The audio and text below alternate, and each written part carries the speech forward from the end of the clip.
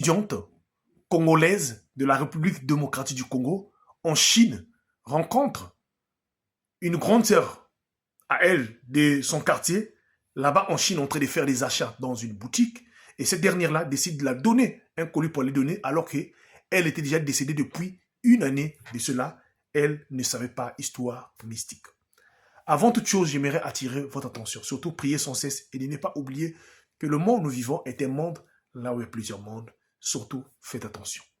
L'histoire que je vous raconte se passait l'année dernière, le mois de mai 2024. Alors, s'il vous arrive de rencontrer une personne que vous avez perdue de vue il y a des années de cela, brusquement, dans un pays étranger, prenez toujours des informations à la source. Cette personne-là existe. Écoutez cette histoire. L'histoire m'a été racontée par une étudiante qui s'appelle Irène. Irène, ça fait plusieurs années, elle est en Chine, elle étudie là-bas, en Chine là-bas. Elle était envoyée, elle étudie là-bas en Chine, ça fait plusieurs années. Elle a passé des années en Chine sans avoir faire un retour chez elle au pays.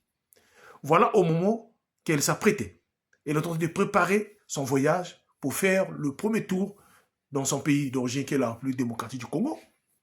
Un jour, au moment qu'elle partait pour aller faire des achats, elle est rentrée dans un magasin où on vend des perruques, là-bas en Chine, en gros. Et en rentrant dans le magasin, là, elle rencontre une grande sœur qu'elle connaissait, qui s'appelle Mimi. Et cette dernière-là, depuis, elle est vendeuse des perruques depuis, parce que la jeune dame, Irène, la connaissait très bien, qu'elle vendait des perruques. Donc, pour elle, c'était pas quelque chose d'étonnant de voir cette dernière dans une boutique en train d'acheter des perruques. C'est elle-même qui va appeler la grande sœur Mimi, comment? Et les deux vont commencer à discuter là-bas. Elle va finir à dire, ah, vraiment, moi aussi, je suis en train de rentrer à Kin, là, d'ici 2 jours de cela. Donc, je suis en train d'acheter un peu des choses que je vais aller revendre là-bas pour essayer un peu de combler, voilà, le billet que je vais dépenser. C'est là où cette sœur-là, Mimi, qui va dire à Irène, non, mais comme tu es en train de partir, moi, je suis encore ici pour 1 mois, alors j'ai un colis.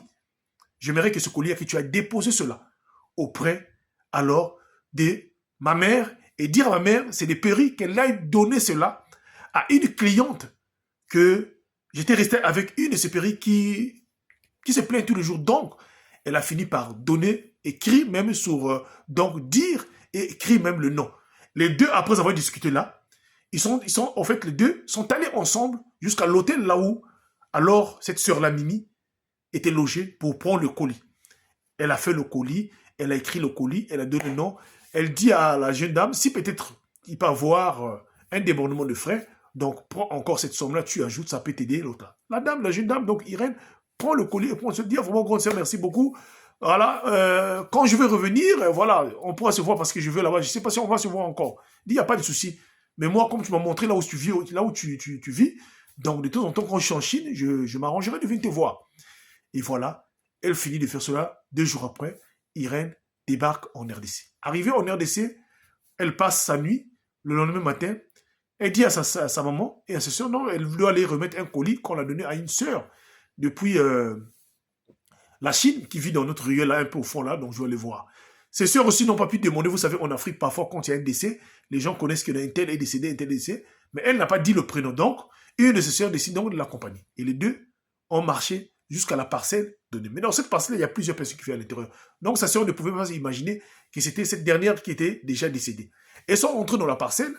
Alors, il y avait un monsieur, un vieux papa qui était assis. Il demande à cette femme, non, vraiment, moi, on m'a envoyé, je reviens de la Chine, vraiment. J'ai croisé une de vos enfants, voilà, qui s'appelle, la commerce qui s'appelle Mimi. Elle m'a donné un colis comme ça, écrit, dit de venir donner ce colis-là à sa maman. Donc, sa maman doit donner ça à une jeune femme dont elle doit une perruque, il y a des perruques, plusieurs choses ici à l'intérieur. Donc, elle donne cela à elle, et voilà. Alors, le monsieur regarde Irène et bouscule la tête et dit, attends, je ne comprends pas, vous parlez de qui, de quelle Mimi, parce qu'ici, dans cette partie-là, on n'a pas une Mimi qui vit ici, là. Vous parlez de Mimi. Sa sœur qui l'avait accompagnée, et si on train de les garder, il dit, tu parles de quel genre de Mimi? Il dit, mais je parle de Mimi, la commerçante, celle qui avait le magasin qui vend les perruques. Il dit, non, mais la sœur Mimi, ça fait 1 année de cela que nous l'avons enterrée.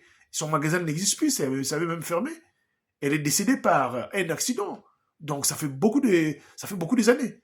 Il dit, moi, je viens de le croiser il n'y a pas très longtemps là, c'est le colis qui m'a donné. Comment il est décédé, c'est pas imposé, c'est pas possible.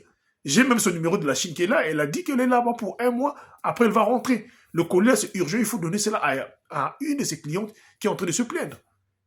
Et le monsieur appelle sa femme sort, et voilà, elle explique, la jeune fille explique encore à la dame, voilà, dépassée, prend quand même le colis, mais tout en train de pleurer.